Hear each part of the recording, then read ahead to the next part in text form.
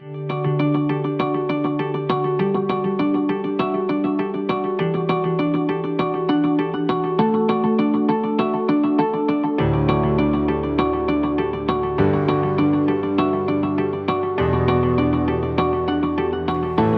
vez os habéis preguntado cuál es el material que hace posible el funcionamiento de estas pantallas?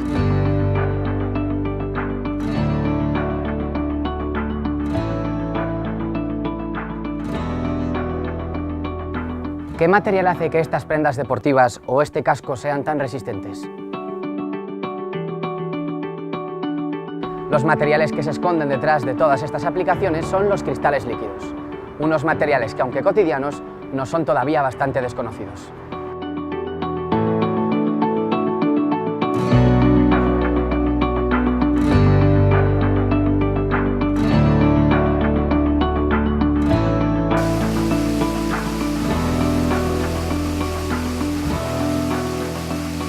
Para entender qué son los cristales líquidos, conviene primero recordar cuáles son los estados de agregación de la materia: el estado sólido, el líquido y el gaseoso. Todos reconocemos fácilmente estos estados en el agua. En estado líquido es como cae del cielo cuando llueve o como emana de las fuentes. En estado sólido es como cubre de blanco cada invierno nuestras montañas. Finalmente, en estado vapor o en estado gaseoso es como surge violentamente en las emisiones de los géiseres.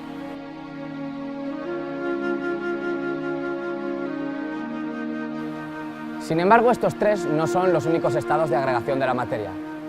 Existe un cuarto en algunas sustancias que se denomina cristal líquido. Me dirijo a la Facultad de Ciencias de la Universidad de Zaragoza para conocer el mundo de los cristales líquidos. A pesar de su importancia actual, los cristales líquidos no son algo reciente. En el año 1888, el botánico austríaco Reinitzer aisló una sustancia relacionada con el colesterol. Al estudiar cómo fundía, observó un extraño comportamiento sobre el que escribió al físico alemán Otto Lehmann. Tras una larga discusión entre ambos, llegaron a la conclusión de que habían descubierto algo desconocido hasta entonces. Habían nacido los cristales líquidos. Blanca, me gustaría que nos explicaras qué es un cristal líquido. Bueno, un cristal líquido es un estado de agregación de la materia. El cristal líquido puede aparecer cuando un sólido, como sucede en algunos compuestos, se calienta, se va calentando y a una temperatura cambia al estado cristal líquido, y si siguiéramos calentando este material llegaríamos al líquido e incluso al gas. Pero no todos los compuestos presentan este estado. ¿Por qué unas moléculas son cristales líquidos y otras no?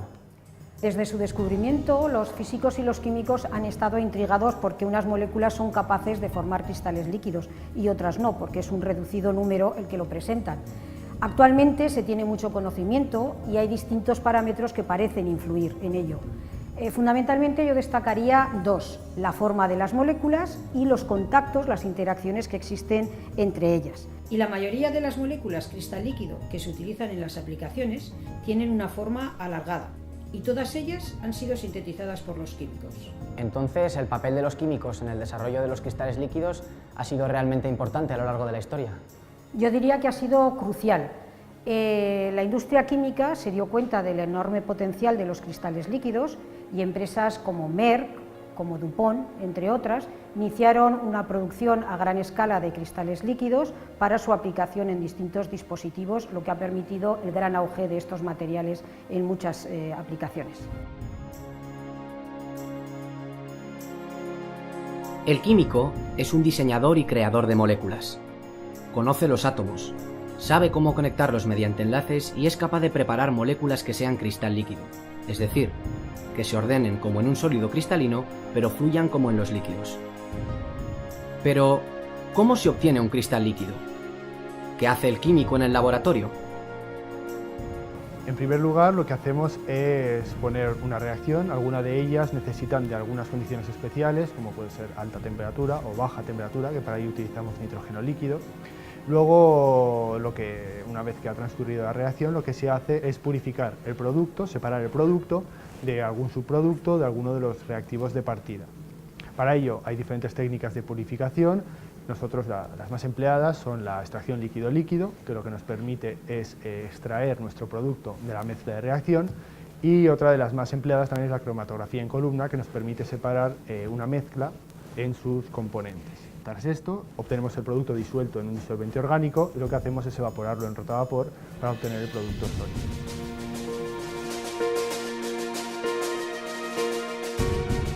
Una vez que tenemos el producto final, ¿cómo se demuestra que realmente es cristal líquido? Para saber qué es un cristal líquido hay dos técnicas fundamentales. Una es la calorimetría, que nos permite conocer las temperaturas a las que se producen las transiciones, y otra es el microscopio, que probablemente es una de las técnicas que más nos gusta a los que trabajamos en cristales líquidos.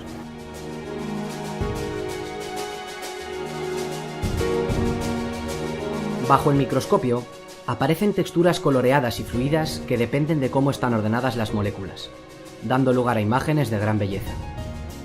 Este es uno de los momentos donde la ciencia y el arte, disciplinas aparentemente distantes, caminan de la mano.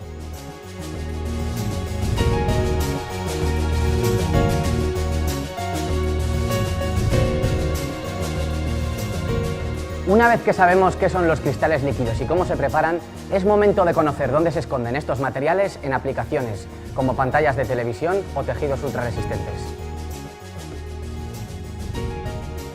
En una pantalla de cristal líquido, como son la de los monitores de nuestros ordenadores o las televisiones de nuestras casas, tenemos en la parte trasera una fuente de iluminación convencional, una luz fluorescente o de LED, una placa difusora que hace que esa luz llegue difusa y homogénea hasta nosotros, y esa luz pasa a través de un sistema de capas. Lo primero que se encuentra es un polarizador, como el de las gafas, como el de determinadas gafas de sol, y finalmente lo último que se encuentra es un segundo polarizador que está en perpendicular con el primero. De tal forma que la luz, al pasar por el primer polarizador, lleva un plano de propagación determinado, y como el segundo está en perpendicular, lo que hace es cortar la luz y se ve negro. Por tanto, si no hubiera nada en medio, veríamos negro. Sin embargo, entre estos dos polarizadores tenemos lo que es el corazón de la pantalla. Ahí tenemos un sándwich de dos vidrios que llevan en su cara interna electrodos, y encapsulado entre esos dos vidrios es donde se encuentra el cristal líquido, que está perfectamente organizado. ¿Qué es lo que hace esas moléculas de cristal líquido perfectamente organizado? Desviar el plano de propagación de la luz para que pueda pasar por el segundo polarizador. Además, esas moléculas pueden cambiar fácilmente su orientación aplicando un campo eléctrico de baja intensidad, de tal forma que si aplicamos el campo eléctrico ya no pasa la luz. Eso es lo que hace el cristal líquido, dejar pasar o no dejar pasar la luz. Actúa como una compuerta molecular.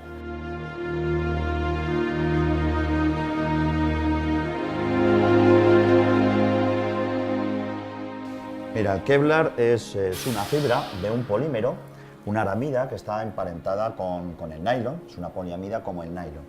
Pero esta fibra tiene unas propiedades mecánicas realmente excepcionales. De hecho, este chaleco antibalas está formado por varias capas de tejido de esta fibra, de tejido de Kevlar, y como puedes comprobar es capaz de detener un impacto de una bala. Incluso cuando fabricamos cascos de seguridad hechos a partir de estos materiales, cuando sometemos a pruebas de disparo a estos cascos, comprobamos que son capaces de deformar y detener el impacto de una bala. Las propiedades tan excepcionales que tienen estas fibras están basadas en una fase cristal líquido. Cuando procesamos ese estado cristal líquido, la orientación molecular se mantiene en la fibra. Y gracias a que las moléculas de polímero están perfectamente orientadas en la fibra, tienen las propiedades tan excepcionales que tienen y se pueden utilizar en material de protección, para fabricar material deportivo, composites, etc. En las últimas décadas se han desarrollado fibras textiles con unas propiedades mecánicas espectaculares, como el Kevlar, utilizado en equipamiento de seguridad o en material deportivo. El Kevlar es un material buenísimo para el mundo de la moto porque conseguimos que sea muy ligero, muy confortable y sobre todo quitamos peso, que en un casco eso es fundamental. Cógelo, no pesa nada, maravilloso y es muy resistente. La composición de ese casco, para que la puedas ver, mira, ¿ves? Esto es la composición. Son todo capas que ante una caída aguantaría muchísimo el impacto. Los cristales líquidos han sido artífices de una revolución científica y tecnológica y forman parte de nuestra vida cotidiana. Las pantallas planas, material deportivo o de protección son solo unos ejemplos de sus múltiples aplicaciones. Termómetros, ventanas de privacidad, materiales para el diagnóstico médico o pinturas ocultan también entre sus componentes un cristal líquido. En la actualidad, la investigación en cristales líquidos sigue siendo muy activa e imaginativa. El químico tiene mucho que aportar en el descubrimiento de cristales líquidos más eficientes y sostenibles que sean la base de los nuevos materiales del futuro.